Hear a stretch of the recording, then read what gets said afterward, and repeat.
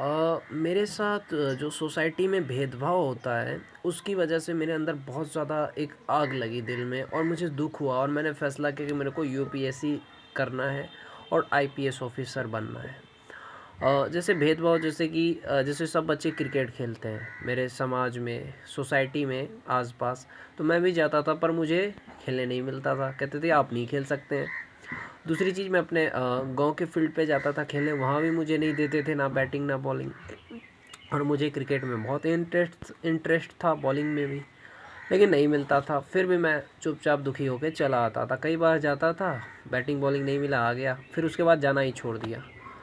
और ऐसा होता था कि जैसे मैं अपने समाज में ही कहीं जाता था तो लोग मजाक उड़ाते थे, कब्दाते थे, या गांव में भी लोग मुझे मजाक उड़ाते थे, कब्दाते थे, नीचा दिखाते थे। मुझे बहुत दुख होता था लेकिन मैं कुछ कर नहीं सकता था। तो बहुत ज़्यादा मुझे तकलीफ़ होती थी, मैं रोता था। फिर मैंने डिसाइड कर लिया कि नहीं, मुझे यूपीएससी करना है, आईपीएस आईपीएस बनना है बस। तब मैंने डिसाइड कर लिया 2022 में कि मुझे आईपीएस बनना है, और अभी मैं पढ़ाई कर रहा हूँ फ़िलहाल। तो यही कारण होता है कि कभी कभी समाज में कुछ लोगों को जो सीधे हैं या मानसिक रूप या शारीरिक रूप से कमज़ोर है, तो उनको क्या करते हैं, समाज में लोग नीचा दिखाते हैं या मजाक उड़ाते हैं। तो ऐसा नहीं करना चाहिए। समाज के लोगों को हर किसी का रिस्पेक्ट करना चाहिए, हर किसी से प्यार करना चाहिए। अगर प्यार नहीं करते हो तो नफ़रत भी मत करो।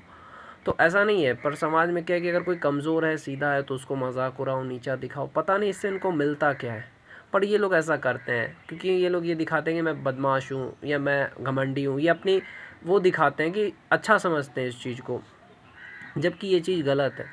तो मेरे साथ भी इसी चीज़ का मैं शिकार हुआ हूँ कि लोग मुझे, जैसे खेलने गया, खेलने नहीं देते थे, बात करता था तो लोग मजाक उड़ाते थे, नीचा दिखाते थे। औरतें भी मेरा मजाक उड़ाती, घर के पड़ोसी औरतें जो थी सो मेरा मजाक उड़ाती थी। लड़कियां क्या करती थी कि मुझे भैया बोल देती थी, और दूसरी चीज़, अगर बैठी है कोई लड़की तो मैं आया तो वहाँ से हट जाती थी, भाग जाती थी, जैसे कि मैं कोई गलत इंसान हूँ।